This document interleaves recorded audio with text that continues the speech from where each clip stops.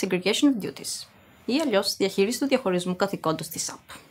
Αν θέλεις να το κάνεις σωστά, καλύτερα να το κάνεις μόνος σου. Είμαι υπεύθυνος και ως εκ τούτου πρέπει να έχω όλες τις εξουσιοδοτήσεις των συνεργατών. Ίσως έχετε ήδη συναντήσει παρόμοιες συμπεριφορές στην εταιρεία σας.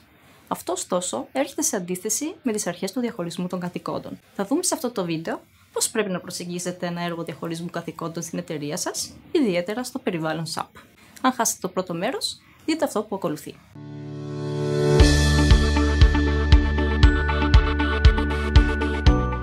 Γεια σας, είμαι η Κλέα και σήμερα θα δούμε μαζί πώς θα πρέπει να προσεγγίσετε και να ξεκινήσετε τη διαδικασία διαχείρισης του διαχωρισμού των καθηκόντων στην εταιρεία σας. Από πού να ξεκινήσετε, πόσο διαρκεί είναι ένα έργο ή διαδικασία, πώς πρέπει να ξεκινήσετε. Ένα έργο διαχείρισης SWOT περιλαμβάνει τις ακόλουθες φάσεις. Ορισμός του πίνακα εταιρικών κινδύνων. Ανάλυση κινδύνου των εμπλεκόμενων συστημάτων. Δραστηριότητες αποκατάστασης μετά την ανάλυση του κινδύνου. Δραστηριότητες μετριασμού ή μείωσης των κινδύνων. Ορισμός των διαδικασιών συνεχούς συμμόρφωσης με την παράδοτη χρόνου, λέγεται και Continuous Compliance. Ας εμβαθύνουμε στις λεπτομέρειες για κάθε ένα από αυτά τα βήματα για να κατανοήσουμε ποια είναι τα σημεία που πρέπει να προσέξουμε και πώς να τα προσεγγίσουμε. Ας προχωρήσουμε τώρα στο κομμάτι της αποκατάστασης και μετριασμού, ή αλλιώς Remediation and Mitigation. Remediation. Σε αυτή τη φάση, αμέσως μετά την ανάλυση του κινδύνου, καθορίζεται τα αντικείμενα της ανάλυσης, δηλαδή τεχνική ρόλη και οι χρήστες. Πώς μπορεί να πραγματοποιηθεί μια πλήρης εξάλειψη των κινδύνων, εξετάζοντας για παράδειγμα τον τρόπο με τον οποίο το σύστημα χρησιμοποιεί τους χρήστες. Θυμηθείτε ότι δεν πρέπει να παραβιάσετε τα δικαιώματά τους όμως. Συνήθως επιτυγχάνεται μείωση του κινδύνου έως και 40% απλώς με τον καθαρισμό, δηλαδή την αφαίρεση των εξουσιοδοτήσεων που δεν χρησιμοποιούνται. Επικεντρωθείτε στις ενέργειες που φέρουν τα περισσότερα αποτελέσματα και στη συνέχεια ολοκληρώστε με ό,τι απομένει.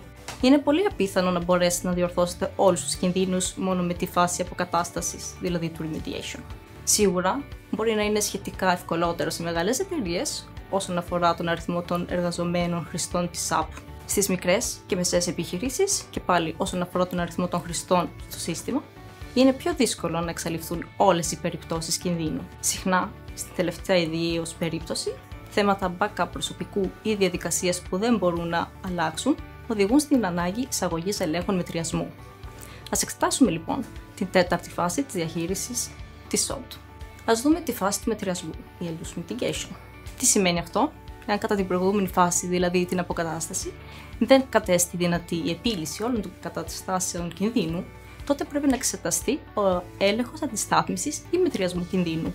Δηλαδή, η κατάσταση κινδύνου γίνεται αποδεκτή, αλλά πρέπει να εισαχθεί ένας έλεγχος για την παρακολούθηση της κατάστασης που εμπεριέχει τον κίνδυνο. Η φάση μετριασμού μπορεί να είναι η πιο περίπλοκη, καθώς είναι απαραίτητο να προσδιοριστούν καλά, ακόμα και τεχνικά, τα πράγματα που είναι αποδεικτικά στοιχεία κινδύνου, καθορίζοντας συχνά ad hoc εκθέσεις ή προγράμματα και υποβάλλοντάς τα στους αρμόδιους υπεύθυνου ελέγχου. Ωραία λοιπόν, θέσαμε την κατάσταση υπό έλεγχο, δηλαδή απομακρύναμε όλους τους κινδύνους και αυτοί που παρέμειναν μετριάστηκαν. Τι συμβαίνει όμως αν δεν καθιερώσουμε συνεχείς ελέγχους στις διαδικασίες μας? Λοιπόν, η εμπειρία μας οδηγεί να πούμε ότι μετά από μερικούς μήνες, χωρίς έλεγχο, κινδυνεύουμε πολύ γρήγορα να επιστρέψουμε στην αρχική μας κατάσταση. Για το λόγο αυτό, είναι απαραίτητο να καθοριστούν διαδικασίες που επιτρέπουν την καθημερινή και περιοδική παρακολούθηση των αλλαγών που πραγματοποιούνται στο σύστημα, όσον αφορά νέες εξουσιοδοτήσεις ή αλλαγές σε εξουσιοδοτήσεις που έχουν ήδη εκχωρηθεί σε χρήστες. Έτσι λοιπόν, κάθε νέο αίτημα πρέπει να αναλύεται για να κατανοηθούν οι επιπτώσεις του στη SWOT. Για παράδειγμα, όταν ορίζεται μια νέα προσαρμοσμένη συναλλαγή στο SAP, μια custom συναλλαγή, πραγματοποιείται αξιολόγηση SWOT. Εάν ενεργοποιείται νέες διαδικασίες, πραγματοποιείται επίσης αξιολόγηση της SWOT.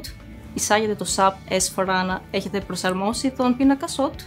Οι αλλαγές σε ρόλους ή ανάθεση υφιστάμενων ρόλων σε χρήστες υπόκειται επίσης σε αυτόν τον έλεγχο. Τέλος, η περιοδική επαναξιολόγηση των εξουσιοδοτήσεων των χρηστών μπορεί επίσης να είναι σημαντική για την διασφάλιση της συμμόρφωσης με τον διαχωρισμό των καθηκόντων. Ελπίζω οι πληροφορίες που σας παρήχα να σας φάνηκαν χρήσιμες. Θυμηθείτε να εγγραφείτε στο κανάλι μας, αν δεν το έχετε κάνει ακόμα. Ακολουθήστε μας επίσης στο LinkedIn, επισκεφτείτε και εγγραφείτε στο blog μας www.aglea.com/blog αν θέλετε να λαμβάνετε τακτικές ενημερώσεις. Επικοινωνήστε μαζί μας αν θέλετε να μάθετε πώς μπορείτε να βελτιώσετε την ασφάλεια των συστημάτων SAP σας. Τα λέμε σύντομα. Γεια σας!